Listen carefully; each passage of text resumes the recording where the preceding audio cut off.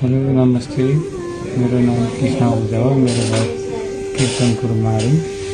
हाल म राजीव गान्धी क्यान्सर हस्पिटलमा भर्ना भएर बसिरहेको। मेरो पित्त नजिक क्यान्सर भएको कारणले धेरै महँगो उपचार भएको हुनाले म दाजुभाइ दिदीबहिनी आमा बाबासँग सहयोग माग्न चाहन्छु। हस्, नमस्कार।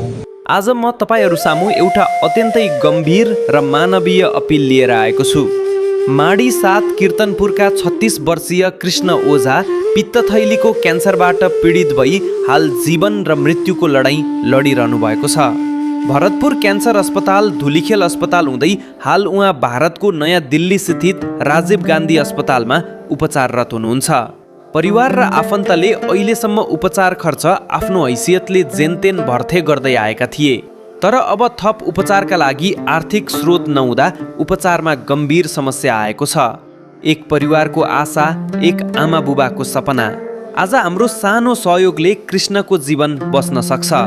त्यसैले परिवार, आफन्त तथा स्थानीय युवाहरूको तर्फबाट म सबैलाई हार्दिक अपिल गर्न चाहन्छु। कृपया यथासम्भव सहयोग गरिदिनुहोस्। तपाईको सानो सहयोग कृष्णका लागि ठूलो आशा बन्न सक्छ। क्युआर कोड भिडियोमा देखाउन नमिलेको कारण कमेन्टमा राखिएको छ। कृपया कमेन्ट हेरेर सहयोग गरिदिनु हुन अनुरोध छ। साथै कृष्ण प्रसाद ओझाको नाममा ग्लोबल आइएमई ब्याङ्क माडी शाखामा रहेको खाता नम्बर 21007010127585 मा पनि सहयोग रकम जम्मा गर्न सक्नुहुनेछ। मानवता जिउँदो राखौँ, कृष्णको जीवन बचाऊँ। यो भिडियो सकेसम्म सेयर गरिदिनुहोस्।